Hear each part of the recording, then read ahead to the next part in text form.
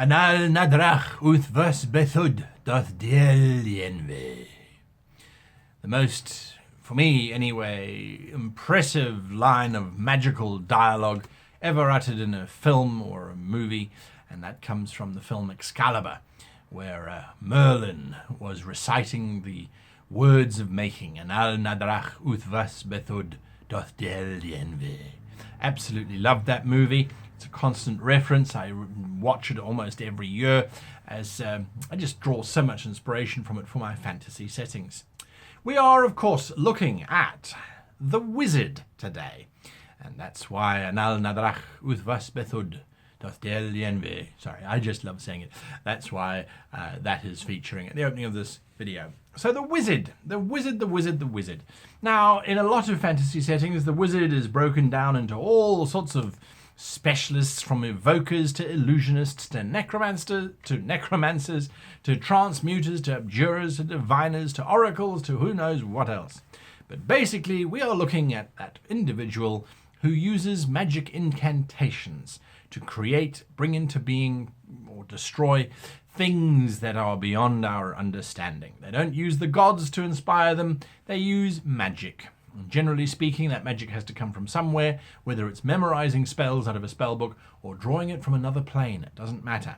Magic is magic. So we're looking at the wizard. Now, the merits of a wizard are, of course, immediate. They have magic. Magic is very, very useful, or so it would seem. However, a lot of magic users, a lot of wizards, tend to box themselves into one line of thought, and they look at spells and go, well, that can't kill 50 things at once, so I'm not interested. Magic users frequently suffer from the fact of being boring. They're one-trick ponies, and that's generally blowing up stuff. There are many, many more subtle spells out there that are available to the magician to use, and that they don't get used very often. Now, I've met a few players in my time who've used spells which normally you'd associate with combat or with non-combat in the most imaginative and wonderful ways as humanly possible, and ways that I sit back going, well, yes, I suppose you can use it to do this, or you can use it to do that. It's just about application. So the wizard has access to magic, and that, of course, is a very, very useful thing if used correctly. If you're playing a wizard, I would suggest that you take all the spells that you've chosen and you put them to one side. Choose new spells that are not the same as the one that you chose before, and try and work with those. You'd be amazed at what it forces you to do and how it forces you to think outside the box of being a mage.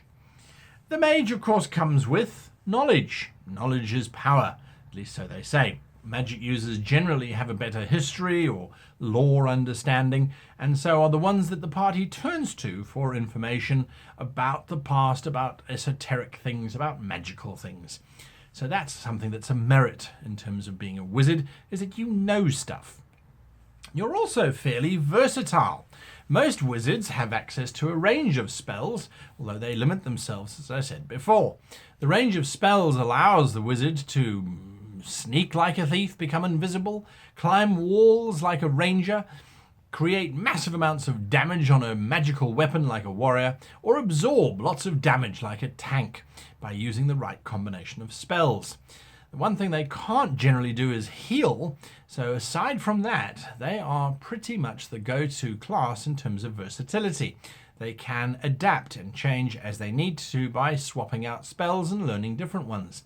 So the wizard is a very versatile class as well.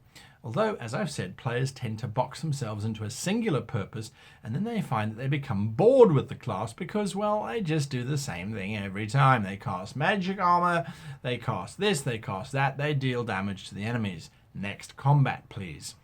So that's why I think the wizard is often ignored, because they're seen as being boring. Now, the cons of a wizard are, of course, the fact that they have magic. Oftentimes, the magic user is the one who's got books and pages of notes, because all of those spells have got specific requirements, components, words. However your system works, there is usually a lot of information that goes with the spells, and a lot of players are put off because, It's too much to learn. I don't want to sit there paging through this book to try and figure out what the range is on the spell. I'm just not going to use it.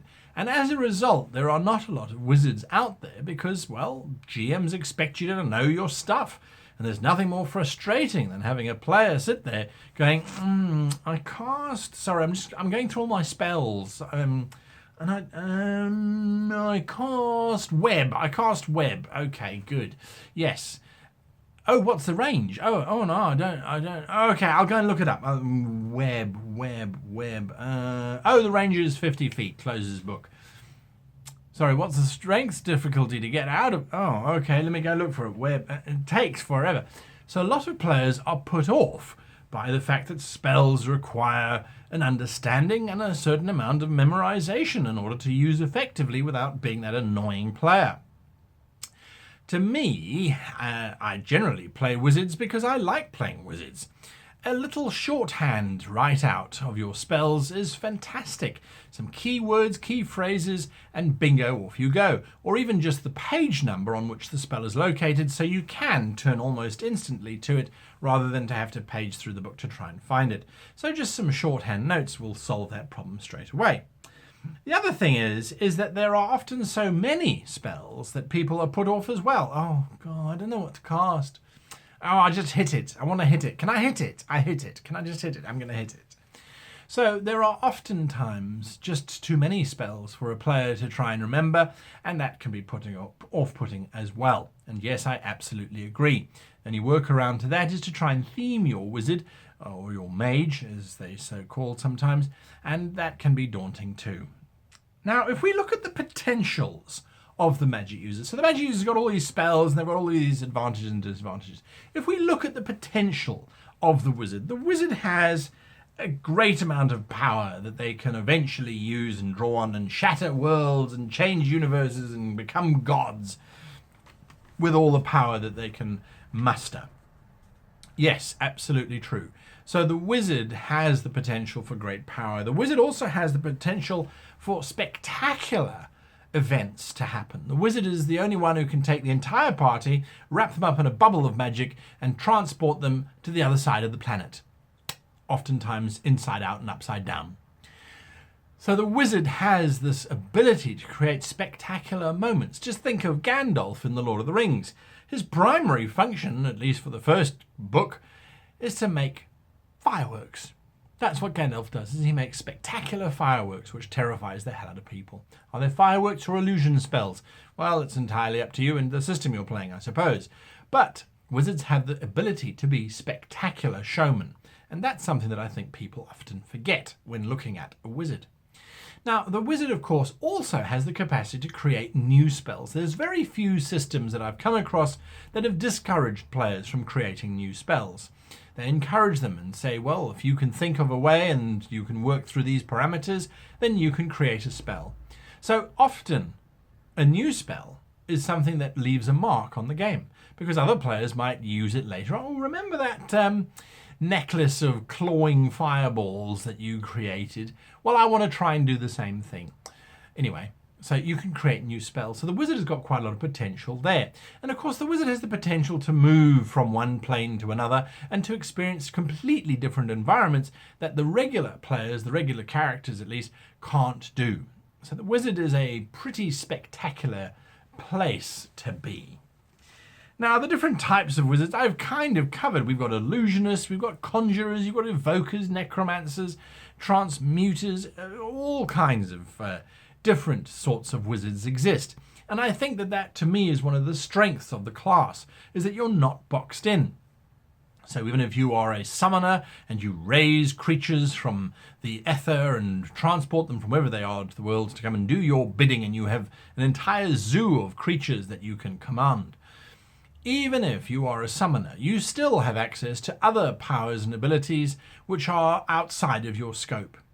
So there are just so many different types of wizards out there that to cover each and individual one would take up very, very, very long periods of time or dozens and dozens of videos. Leave a comment in the comments below if you think I really should go that far.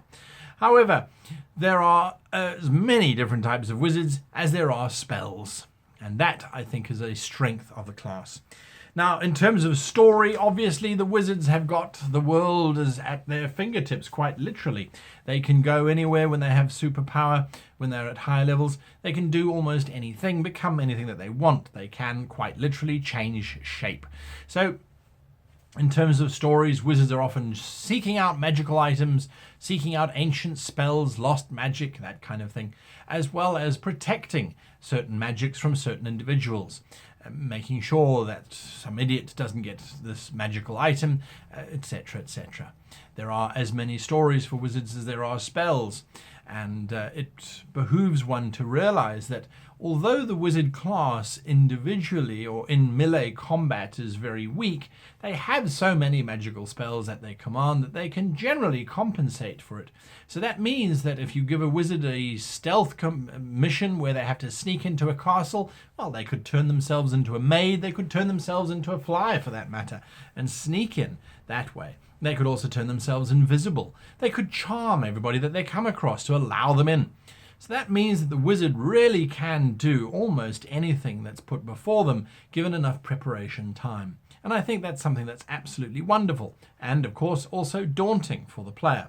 So for me, the wizard is not necessarily the challenge of memorizing the spells, that can be overcome.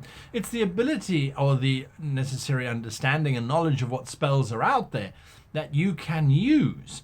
That's really the interesting part about being a wizard, is trying to realize that the world is literally there for your taking. You just have to know the right spells in order to get there. And in order to know the right spells, you need to know what spells there are. So that, to me, is the challenge of playing a wizard.